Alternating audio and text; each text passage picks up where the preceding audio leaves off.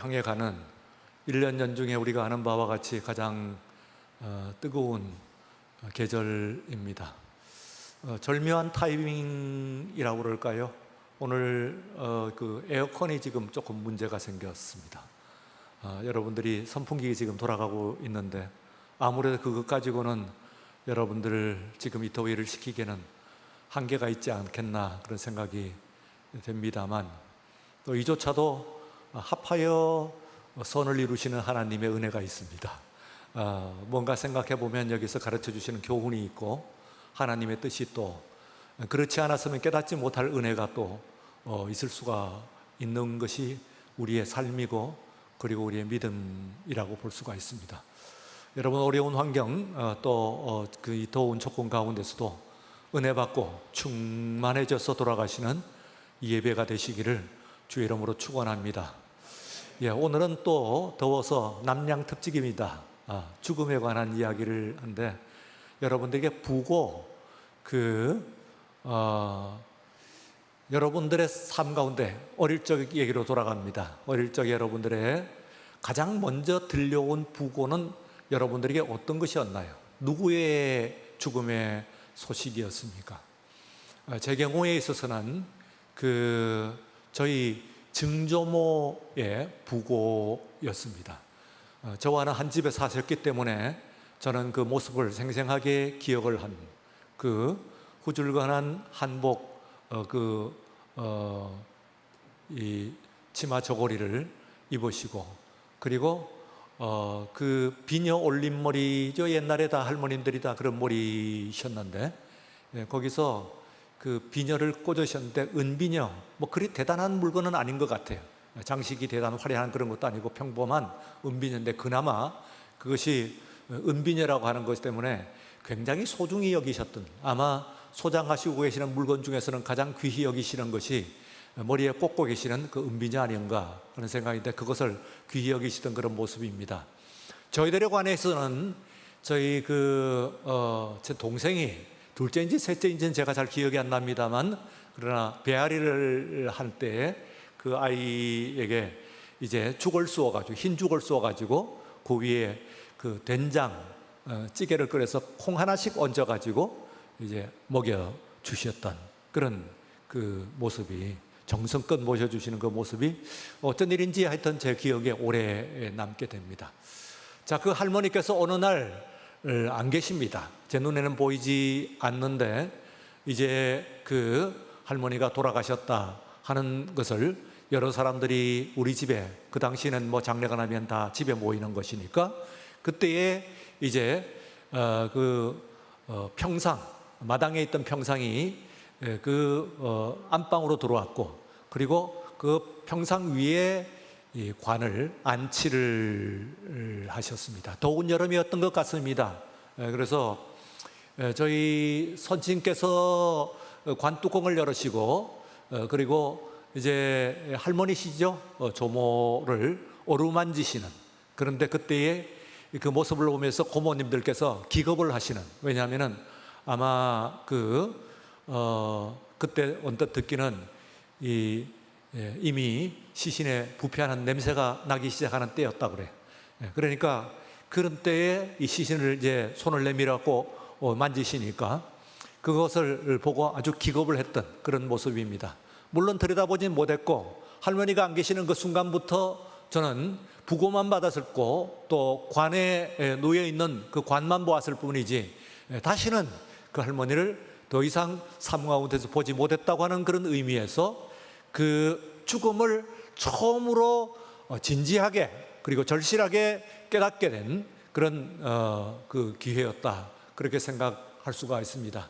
우리가 아이들이 철이 든다 하는 이야기를 하는데, 철이 든다 하는 얘기는 철을 지내봐야지죠. 사시사철, 봄, 여름, 가을, 겨울 철을 보내면서 특별히 이제 점점 아이들이 이제 커가는 것을, 성숙해 가는 것을 이야기하는 것인데, 그 중에서도 특별히 철이 든다 하는 것이 그 죽음의 소식을 들었을 때, 그때에 비로소 그 아이는 철이 들은 사는 것이 정말 진지한 이것이 무엇인가 하는 것에 대한 어떤 질문이 생기고, 사실 말하면은 철학자는 아니라 하더라도 말하자면 어린아이로서 삶의 철학이 시작되는 그 순간이 아닌가, 그렇게 생각을 할 수가 있습니다.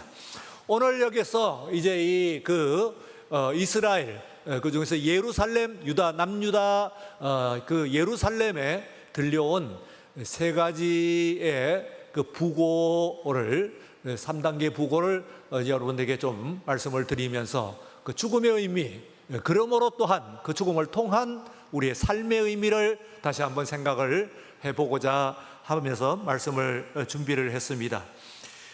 그 당시는 히스기야 왕 때인데, 이때에 이제 그 북왕국은 이미 이제 멸망을 했고, 사마리아는 그 아수르라고 하는 나라입니다. 아수르의 나라에 멸망을 했고, 그리고 이제 남왕으로 쳐들어왔어. 이 예루살렘이 멸망 소식까지입니다. 그 첫 번째는 그 형제의 죽음입니다. 뭐 이때는 꼭 형제라고 이야기하는 것보다는 말씀드린 바와 같이 가까운 이의 죽음이라고 하는 것을 실제적으로 현실적으로 느낄 만한 그런 죽음입니다. 그 죽음이니까 이 남유다에 있어서는 북왕국 이스라엘은 그야말로 형제국이죠. 한 나라이고, 그리고 또 역사를 통해 가지고 또 어떤 때는 사이가 좋기도 하고 어떤 때는 또 전쟁을 하기도 하고 하면서, 어쨌든 간에 형제라고 하는 그 사실에 대해서는 분명히 인식을 했던 그런 그 북왕국의 멸망, 사마리아의 멸망, 이것은 이 남왕국에 있어서 또 예루살렘 주민들에게 있어서 특별한 그 의미로 다가왔다, 그렇게 생각할 수가 있습니다. 그냥 뭐 일반적인 그런 죽음이 아니고 가까운 이의 죽음, 그야말로 나와 함께 삶을 같이 하는 그 가까운 사람의 죽음이라고 할 때 그 죽음이 갖는 그 의미는 각별한 것으로서 자신의 또한 그 죽음과 삶도 생각해보는 그런 기회가 되었다고 볼 수가 있습니다. 이 당시에 히스기야 왕 때에 예루살렘의 그 인구가 2배 이상 갑자기 증가를 했어요. 그래서 그 신시가지, 그러니까 말하자면은 신시가지라고 하는 것은 지금처럼 뭐 좋아가지고 개발된 그런 곳이 아니고 난민을 받기 위해서 도시가 확장이 되는 것인데, 다윗이 그 시조 다윗이 예루살렘을 도성으로 정한 이래 솔로몬 왕 때에 조금 늘기는 했습니다만, 그러나 그 대규모 이 예루살렘이 이렇게 확장이 된 것은 말하자면은 히스기야 왕 때에 2배 이상 예루살렘 성이 늘어나게 됩니다. 신시가지라고 해서 말하자면 난민 캠프촌이지요. 그렇게 북왕국 그 사마리아에서, 그리고 이스라엘에서 이 난민으로서 남왕국으로 내려와 갖고 예루살렘에 거주를 했기 때문에 예루살렘 도성의 전체 주민의 그 인구가 2배 이상 갑자기 삽시에 늘어나는 그런 정도로 엄청난 그런 그 재난, 예루살렘 주민으로서는 늘어난 그 인구, 그리고 유입되는 그런 난민들의 모습을 보면서 죽음이라고 하는 것을 그 실감을 하게 되지 않았을까, 그렇게 생각을 합니다. 두 번째는 죽음의 도미노입니다. 죽음의 도미노라고 하는 것은 아시죠? 차례로 넘어지는 그런 그 놀이 게임을 이야기를 하는 것인데, 이건 놀이가 아니고 죽음입니다. 죽음의 소식들이 이제 차례로 들려오는 그런 겁니다. 여러분, 지금 우리 읽으신 말씀 가운데서 짧은 말씀입니다만 여러 개의 그 도시들, 그리고 성읍들의 그 이름들이 나오고 있습니다. 여기에 보면은 베들레 아브라 사빌 사난 벳에셀 마못 이런 예루살렘 길람 마므레 모레셋 이런 그 도시들이 나옵니다. 이런 도시들은 여러분들이 아는 도시도 있고 물론 그죠? 모레셋 같은 것을 알고, 그리고 또한 예루살렘은 물론 알고요. 그러나 나머지의 도시들은 아마 생소할 줄로 압니다. 그것도 당연한 것이 몇 개의 도시들은 이 가운데 나오는 그런 사나리즘 하는 그런 도시들은 여기 본문에서만 나와요. 그것은 무슨 얘기냐면은 이 도시들이 이 도미노로 차례로 넘어지듯이 죽음의 소식들이 어느 마을, 어느 마을, 어느 마을 이렇게, 우리가 마포 산다고 한다면 여러분들이 마포 사는 사람들에게 있어서는 무슨 저 서대문이라든지 혹은 모래내라든지 혹은 굴레방다리라든지 혹은 여의도하루라든지 이런 그것은 모르는 사람이 없을 겁니다. 이런, 말하자면 우리한테는 지금 이 성경을 읽을 때 생소하게 느껴지는 그런 도시들입니다만, 그러나 예루살렘 주민들에게 있어서는 지척간에 있는 가까운 도시들이죠. 그런데 멀리서부터 차례로 넘어져 가는 거예요. 지금은, 오늘은, 그저께는 어느 마을이 또 습격을 당해서 멸망당했습니다. 또 어느 마을이 다 죽임을 당했습니다. 하는 소식들이 점차 도미노로, 말하자면 하나의 죽음의 퍼레이드죠. 이게 예루살렘을 향해서 점차 다가오고 있다 하는 것입니다. 그러니까 이 죽음의, 말하자면은 도미노의 이펙트, 효과가 지금 예루살렘 주민들에게 그대로 전해졌습니다. 조금 숨을 죽이고 들려오는 가운데서 매일매일 연이어서 들려오는 죽음의 소식들, 이런 것들이 있습니다. 최근에 우리들에게 있어서도 또한 여러분들 죽음의 소식들과 들었습니다. 세계적으로는 물론 아직도 끝나지 않고 계속되고 있는 우크라이나의 전쟁 소식, 여기서 많은 그런 죽음의 소식들이 있고, 가까운 이웃에 이제 전 총리의 죽음, 이런 죽음도 이래 또 우리가 듣고 있고, 또 우리 이웃에 있습니다. 그러니까 아는 사람, 인지할 수 있는 일반적인 죽음이 아니고 인지할 수 있는 그런 죽음의 소식들이 차례로 들려오게 될 때에, 그 다음에 그것이 점점 들려오면서 나를 향해서 들어올 때, 도미노 현상, 도미노처럼 차차차차 넘어지면서 점점 나를 들어올 때, 그 죽음이 결국은 나를 향하고 있다고 하는 것을 점차 깨닫게 되고, 그리고 또한 내 죽음이 예고되어 있다, 또 예약되어 있다 하는 것을 알죠. 우리가 철들었다고 말씀을 드렸습니다만, 수많은 철들을 아마 이 자리에서 여러분들이 살아오시는 동안에 여러 가지의 죽음의 소식, 부고들을 들으셨을 겁니다. 그 부고들을 쭉 들으면서 언젠가는 나도 죽는 존재이구나 하는 것을 우리 모두가 이제 확실히 압니다. 그것이 이제 예루살렘 주민들이 그때에 느꼈던 그런 감정이고, 그리고 정서였다, 그렇게 생각할 수가 있습니다. 그리고 이제 마지막에 이제 그것은 죽음의 포위입니다. 죽음의 포위. 이 예루살렘이 이제 드디어는 이 아수르군이 예루살렘을 포위를 했습니다. 전에도 제가 한번 말씀을 드렸던 것 같습니다만, 저한테는 굉장히 선명한 그런 기억이었어요. 강화도에 가서 이제 바다 낚시를 한번 갔습니다. 난생 처음입니다. 난생 처음 이제 배를 타고 바다 낚시를 갔습니다. 숭어잡이였어요. 가서 이제 숭어를 이제 발을 타고 아주 특별한 그런 체험을 했습니다. 그때에 이제 들었던 말씀입니다. 이렇게 낚시로 잡으면은, 그러면 그물로 잡은, 똑같은 바다에서 또 그물로 잡은 그런 이 물고기보다도 2배나 혹은 그 이상으로 비싸다는 거예요. 이것이 그만큼 더 값이 나간다는 것이죠. 말하자면 더 맛있다는 겁니다. 말하자면은 똑같은 바다에서 같은 때 잡은 물고기가 낚시로 잡으면은 그물로 잡은 것보다는 2배 이상 비싸다는 얘기는 2배 이상 그만큼 가치가 있을 정도로 맛있다는 얘기죠. 그것이. 근데 그 말을 들으면서 저는 굉장히 질문이 생겼어요. 어떻게 이상하다. 왜냐하면은 낚시로 이제 낚시를 해보니까 낚시로 잡은 이 물고기를 들여다보게 됐습니다. 그랬더니 어떤 것은 그래도 입술이 있는데 얌전하게 꿰어 있는데, 어떤 것은 상당히 깊이 들어가 있어요.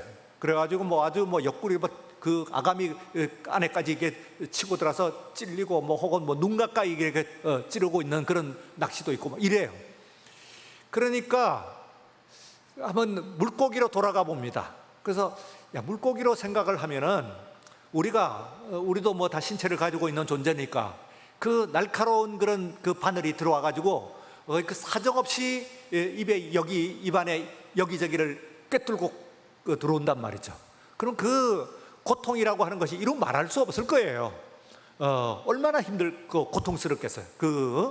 우리로 생각하면 갈고리 같은 것이 들어왔고 입이 천장을 이렇게 뚫고 들어왔다고 생각을 하면은 얼마나 두렵고 그리고 무서운 그런 일이겠어요.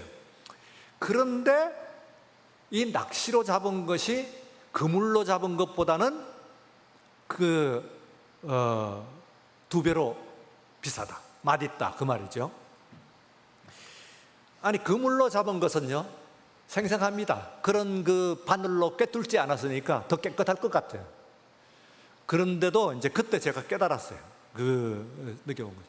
야, 어떻게 해서 그런 일이 있은가? 내가 생각할 때는 물고기가 소위 말하자면 스트레스를 받았는데 말이에요. 스트레스를 받으면 물고기가 맛이 없다, 그 말이죠. 그러면은 스트레스를 받으면은 낚시 바늘로 꿰어 있는 물고기가 더 스트레스를 받았을 것 같은데, 물에 가만히 있다가 올려지면은 그래도 신체가 또 온전하니까 그만큼 덜 고통스럽고 그러므로 맛이 더 있을 것 같은데, 어떻게 그게 더 낚시로 잡은 것이 더 깨끗하냐. 그런데 이런 얘기입니다. 그물을 잡으면은 그물에 오래 있잖아요. 갇혀 있는 시간이 있어요. 그러니까 낚시로 잡는다고 하는 것은 물론 고통스럽습니다만 그게 짧은 시간입니다. 살을 뚫고 들어오고 건져 올리는 고통이 있긴 합니다만, 그러나 그물은 그물을 이렇게 이제 펼쳐졌을 때 점점 그물 안에 이제 죄어오는 그런 느낌이 있을 거 아니에요. 물고기라면 이제 물고기를 내가 이제 한번 대입을 해본다면은, 그리고 또한 그것이 이제 다른 물고기들과 함께 이렇게 있을 때, 그리고 건져 올리는 그런 상당한 그런 시간과 그리고 그런 조건들이 있을 겁니다. 여기에서 아마 스트레스를 엄청 받나 보다 하고 그때 생각을 했어요. 굉장한 스트레스구나. 물고기로서는 정말 낚시로 잡은 것에 비교할 수 없다고 하니까 엄청난 그런 스트레스를 물고기는 받는 거구나, 그런 생각을 했어요. 그래서 물고기 얘기를 이제 하는 것이 아니고, 여러분들이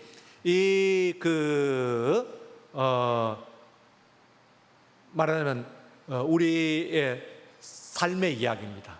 여기서 이제 말하자면은 점점 죄어와서 포위 공격을 당했을 때, 이때의 두려움, 이때에 정말 나는 정말 죽음으로 포위가 됐다 할 때의 느낌, 공포, 그것이 그야말로 물고기가 그렇게 스트레스를 받을 정도라고 하니까, 이건 말하자면은 우리가 얼마나 받겠느냐, 그런 생각입니다. 지금 지나간 3년 동안에 우리가 코로나 상황 가운데 마스크를 끼면서 저는 생각을 했어요. 제 일생에 있어가지고 그렇게 오랫동안 마스크를 낄 줄 몰랐어요. 3년간이나. 이게 의사나 끼는 것이고 또 감기에 걸렸을 때 조금 끼는 그런 정도, 며칠 끼는 그런 정도로만 생각을 했지, 이렇게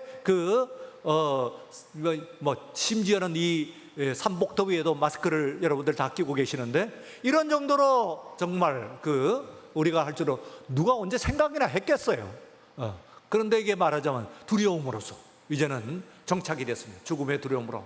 연일 지금 또 재확산 소식이 들리고 또 사망이 얼마고 하는 소식들이 또 들리기 시작하니까 또 두려움이 다시 재차득점없어. 도대체 이 죽음이 얼마나 끝날까? 또 다른 죽음도 또 변이도 나오고 원숭이 두창이라고 하는 그런 것도 나오고 이러니까, 도대체 이 죽음의 행렬이 언제 끝날 것인가 하는 그런 전쟁과 질병과 그리고 각종 자연재해로 인한 그런 죽음의 소식이 우리를 포위를 하고 있습니다. 이제는 점점 가까이 도고오는 것이 아니라 이제 세 번째는 우리를 완전히 포위를 했어요.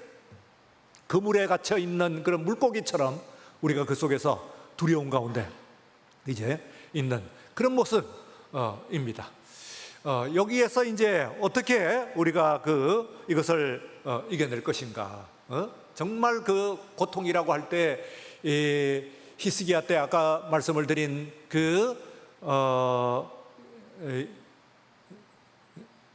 난민 캠프촌도 이야기를 드렸습니다만, 그 예루살렘 성도도 그 아주 그 히스기야의 터널이라고 하는 말씀을 전에도 드렸었죠. 예.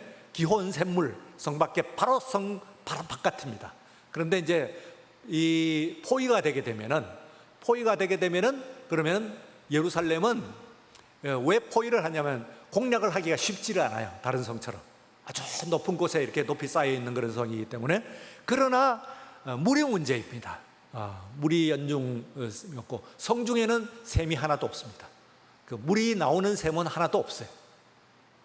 이 예루살렘 성 중에는 바로 성벽 남동쪽 바깥에 있는 기혼 샘이라고 하는 비교적 물이 풍성한 그런 샘이 하나 있어요. 그런데 이 샘이 만약에 예루살렘이 포위를 당하게 되면 이 샘조차도 없어지는 거예요. 물이 끊어지는 것이죠.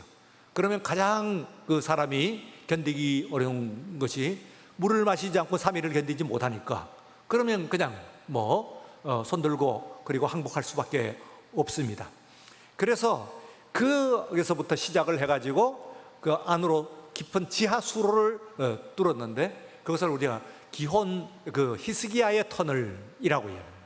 그게 하나의 건축학상의 그런 기적 중에 하나다, 그렇게 이야기해요. 얼마나 두려운 전쟁의 공포가, 죽음의 공포가 얼마나 두려웠는가 하는 것을 여실히 보여주는 그런, 정말 이렇게 훌륭한 그런 이 샘을 뚫었구나, 기술이 뛰어났구나, 이런 얘기보다는 그 당시에 예루살렘 주민들이 가졌던 죽음의 공포가 얼마나 많은 것이었는가 하는 것을 보여주는 그런 것으로서 지금도 예루살렘을 방문하는 사람들에게 있어서 이제 꼭 봐야 되는 그런 스팟 중에 하나가 바로 이 히스기야의 터널이라고 얘기할 수 있습니다. 죽음을 연상시키는 그런 것이라고 볼 수가 있죠. 자, 그런데요, 이 죽음이라고 하는 것은 또 한편에 있어가지고는 삶의 소식입니다. 아까 철이 들었다고 하는 말씀처럼 죽음의 소식이 들려왔다고 하는 것은 내가 아직은 살아있기 때문에 부고가 들리는 것이죠. 망자의 소식은 생자에게 들리는 겁니다. 그러니까 생자에게 다시 말하면은 그것은 내가 아직 살아있다고 하는 것을 알려주는 소식이다, 그렇게 생각해요. 다른 사람의 죽음의 소식은 내가 죽었다고 하는, 살아있다고 하는 소식을 들려주는 것이다, 그렇게 생각을 할 수가 있어요. 그래서 죽음의 순간은 또한 동시에 삶을 깨닫는 소식이죠. 그리고 또한 그럼으로써 죽음의 소식이 처절하게 들릴수록 삶에 대한 그 애착, 그리고 삶에 대한 그 절실한 느낌, 이런 것들이 생기는 거예요. 그래서 이 사람들이 정말 지금 들어오는 삼중적인 부고, 그 형제의 사마리아의 멸망, 북왕국이 사마리아의 멸망, 그리고 또한 차례로 도미노로 들려오는 죽음의 소식들, 그리고 또한 나를 에워싸고 있는 그물처럼 나를 에워싸고 있는 그 죽음의 포위, 이 가운데서 예루살렘 주민들은 이제는 속절없어요. 살아남을 가능성이 전무해 보입니다. 이때에 이제 그들은 그 삶에 대한 강한 그런 집착을 보이고 집념을 보이고 삶을 위해서 정말 간절히 기도하는 것이죠. 기도해도 소용도 없을 것 같아요. 이제는 다 멸망을 했으니까. 북왕국, 이 남왕국보다도 10배로 강력한 군사력을 가지고 있다고 하던 북왕국도 멸망을 했고, 그리고 그 사이에서 차례로 죽음의 소식이 들려왔고, 이제는 나를 겨냥하고 그리고 나에게 그물을 치고 그리고 포위하고 있으니 이제는 나는 꼼짝없이 이 죽음을 피할 수가 없다, 그렇게 생각했어요. 거의 이제는 살아있습니다만 그러나 사실상에서 죽은 것이나 진배가 없는 그와 같은 그 상황입니다. 그런데 마지막 그 순간에 그래도 아직은 죽지 않았기에, 아직은 살아있기에 그 삶에 대한 애착을 그들이 강하게 느껴. 이때 이제 기적이 일어나게 됩니다. 나의 기적이 일어나게 된 것은 이들은 안에서는 간절히 비로소 하나님께 기도를 드리고, 그리고 또한 그 바깥으로서 이들을 포위하고 있는 그 아수르의 왕 살마네셀의 군대, 이 군대가 이제 그 소리를 칩니다. 죽음의 소식이 들려오는 가운데서 혹시 못 알아들을까봐, 말이 다르니까. 그래서 그 사람들이 이제 그 랍사라게라고 하는 히브리 말을 아는 사람을 내세워가지고, 왜입니까? 왜? 죽음의 소식을 정말 통보를 하기 위해서, 너희들이 죽었다, 북왕국도 죽지 않았느냐, 멸망되지 않았느냐, 그리고 또한 여러 도성들로 차례로 모두 멸망되지 않았느냐, 그러면 그와 같이 너희들도 죽었다, 죽음은 피할 수 없는 사실이다 하는 것을 알려주고 있는 가운데서 놀라운 이정이에요. 어느 날 하루 아침에 일어나니까 그 모든 이 아수르군이 일시에 모두 철군, 그것도 그냥 철군한 것이 아니라 사람 몸만 빠져나가고, 그리고 그 뭐 장막을 걷거나 병기를 챙기고 장막을 거들 그런 여유도 없는 거예요. 역사가들은 그렇게 이야기합니다. 자연적으로 이게 말하자면은 들판에 오랫동안 그 병영 캠프를 꾸리다 보니까 쥐가 옮기는 질병 가운데 가장 심각한 질병이 말하자면 흑사병이죠. 페스트라고 가장 심각한 1400년대에서는 전 유럽 인구의 최소 3분의 1 그리고 최대 2분의 1을 죽였다고 사망하게 했다는 질병입니다. 지금 그때 그 당시는 그게 이제 거의 세계였기 때문에 지금으로 이야기를 하면 전 세계 인구로 치게 우리나라 인구로 친다면 5천만 중에서 뭐 한 2천만 명이 죽었다, 그런 이야기가 됩니다. 엄청난 소식이죠. 그래서 그야말로 전 그 유럽의 인구가 그렇게 급격하게 줄어버렸기 때문에 이 중세 봉건제도 자체가 수백 년을 이어온, 그런 천년을 이어온 이 중세 봉건제도 사회 시스템입니다. 기본적인 사회 시스템이 그야말로 무너져버리는 그 근본 원인이 된 것이 바로 이 페스트다. 그렇게 이 들판에서 예루살렘을 포위를 하고 있는 그 아수르군의 역병이 돌기 시작했어요. 그리고 이들이 견디지 못해가지고 막 전쟁도 하기 전에 막 죽어나가니까요. 그래서 자신들이 가지고 있는 장비를 물자를 챙기기도 못하고, 그리고 죽은 사람은 죽은 대로 놔두고, 그리고 나머지 사람들이 철군을 하게 되는 놀라운 역사입니다. 물론 생각을 하면은 그것은 전염병으로서 설명을 할 수가 있습니다만, 그러나 누가 한 것일까요? 지금 성 안에 있는 예루살렘 주민들로 봐서는 어느 순간에 있어서는 눈 뜨고 보니까 하루아침에 아수르군이 전부 철군은 믿을 수 없는 그런 역사가 일어납니다. 그들의 생명이 다시 되찾아지는 그런 은혜와 그리고 축복을 받았습니다. 여러분, 오늘 우리들이 살아가면서 어릴 적에 저한테 첫 번 들려온 부고를 말씀을 드렸습니다. 여러분들도 다 있으실 걸로 믿고, 그래서 지금까지 계속해서 우리들이 죽음의 소식 속에 둘러싸여 있긴 합니다. 그러나 또한 둘러싸여 있다고 하는 것은 다시 말씀을 드립니다만 여러분, 살아있다는 뜻입니다. 아직은. 그리고 또한 우리의 삶 가운데 우리 하나님께서 함께 하신다고 하는 것을 믿는 여러분들 되시기를 축원합니다. 그 어떤 순간에 있어서도 삶의 희망을 놓지 않고 있을 때 하나님께서 우리들과 함께 하실 줄로 믿습니다.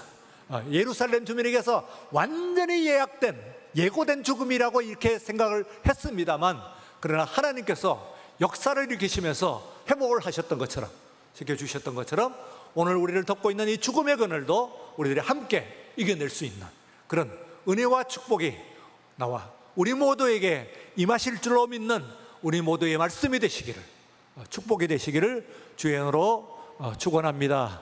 기도합니다. 거룩하신 하나님 아버지, 감사합니다. 오늘 우리들이 이제 예루살렘의 형제의 죽음, 그리고 또한 차례로 넘어지는 나를 향하여 오고 있는 칼끝 죽음, 그리고 마침내 나를 포기하고 있는 그 죽음을 통해서도 마지막 희망을 놓지 않고 있었더니 하나님께서 기적 같은 역사를 일으켜 주셔서 하나님 회복시키시고 완전히 그들에게 삶을 되돌려 주신 것을 오늘 우리들이 생각하면서 오늘 이 시간 여러 가지 우울하고 죽음의 소식 들려오나 우리 하나님을 믿습니다. 주님께 무릎 꿇고 온전히 의지하여 우리의 삶을 회복되는, 우리의 생명이 되찾아지는 놀라운 은혜와 축복이 있게 하여 주시옵소서. 오늘 한국교회가 당하고 있는 이 어려운 상황 가운데서도 마음을 졸이며 하나님께 목소리를 높여 아버지 간절히 기도할 때에 살아계신 하나님 아버지께서 우리의 모든 기도를 들어주실 줄로 믿사옵고 감사하며 예수님 이름으로 기도드리옵나이다. 아멘.